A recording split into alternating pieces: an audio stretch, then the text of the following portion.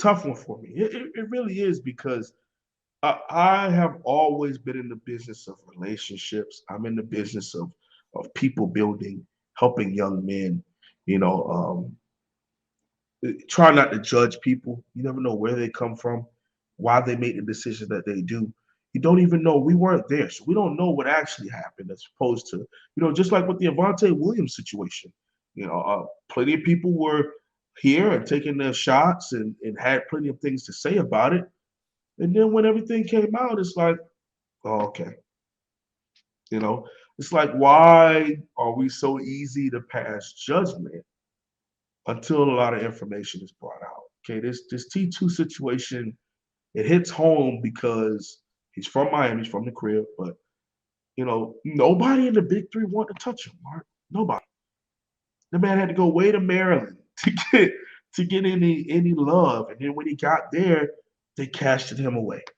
But I think under Coach Cristobal, this would be a great opportunity for us to bring a hometown young man in and surround him with people who can help him, okay, can help. And just get to the bottom of whatever these situations are. Get the truth and really help him understand the past is the past. The minute you walk through that door, we're going to judge you based off what you do here from this moment forward. We're going to surround you and put you in our U Network program, which is where we connect our young men to the alumni players. So we're going to put you in our life after football, our 40-year decision, like Cam Underwood likes to talk about, the 40-year decision program here at the University of Miami. Because these are our people, Mark. These are our guys. And when I say about our people, Mark, I'm talking football guys. White, black, Spanish, Asian, Chinese, it doesn't matter. You're a football guy. You're from here. I understand you had to go away. I understand there's a lot that's said about you from other people. We want to bring you in. We want to sit down. We want to talk to you. We want to help you grow as a man and as a person. And I think that stuff is so important because, we only could do, the playing on the field for so long. But being able to have the knowledge to go out and do media, like what we're doing right now.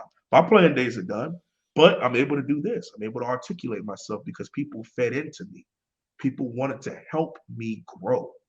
I wouldn't be the Dwayne Holloway I am today if it wasn't for certain coaches who helped me along the way and mentors, some my same age, some a little older than me, some drastically older than me. And when it comes to these kind of situations, these young men need the help.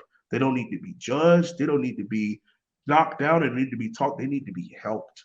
And they need to have people bring them in and let's talk about this and let's help you grow as a person.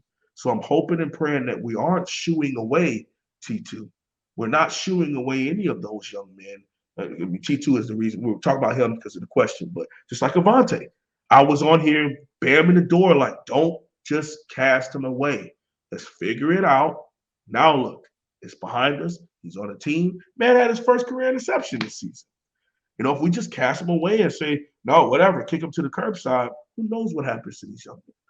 Okay, so we gotta, before we pass judgment, those in the chat and those on the hashtag Rewatch Squad on this, man, just remember, you needed help from somebody at some point too. Okay, let's not do that to our own. Let's not do that. Yeah, I think it's important to have that conversation to let that young man know, we're not ignorant of what you've done in the past. We're not saying it's not important or severe or anything, but it's over. And the reason we have you here is we still value you as a football player and as a person. And if we treat you going forward based on everything that you've done in the past, then this is no good. This isn't how you handle that. You acknowledge, you forgive, and then you move past it and it's over.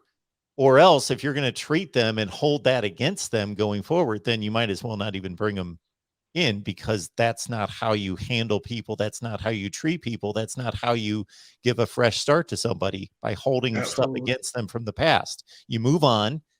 And if that person didn't change, if they're going to continue to do stupid things, and then you deal with it then. but you give them a fresh start. You give them a reset, just like all of us need at times. And there you go. It's just like from the positive standpoint too. You hire a Mario Cristobal. Mm-hmm. What he did at Oregon and in the past earned him this job. Mm-hmm. And that's to his credit. It's on his record. It earned him his job. But if he goes Mm-hmm. out there and goes 3-9 next year, and then he goes 4-8, well, that it doesn't matter that he won a Rose Bowl at Oregon. That doesn't matter. Mm-hmm. It only matters what he does here. Absolutely. And then if we just were to take him off of his past and look at his FIU record and say this guy is a sub Yeah. 500 coach, and he lost the hair picking bowl against Marshall back in 2010, then maybe you don't give him a chance. But Oregon gave him a chance based on the new information. They judged him based on what he did in his time at Alabama and his time at Oregon. Now Miami gave him another chance based on what he did at Oregon and based on what we project him to be. And sometimes people just need, there's no such thing as just second chance, just a third chance. It's dozens and dozens of chances.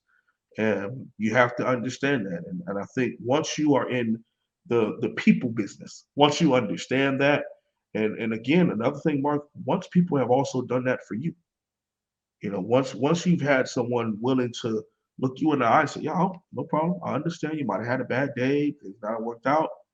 I'll give you another chance, and life goes on. Yeah. As Jesus stated in the Bible, when he was asked how many times do you forgive somebody, he said 7 times 70. Yep. So what he meant by that is not 490. That wasn't the point. The point was basically a million, infinity. Just like don't count it. That doesn't mean you let people walk over you. That doesn't mean you don't hold them accountable. Of course you do all those things. Absolutely. So there's a balance. There is a good judgment. All right. Good stuff.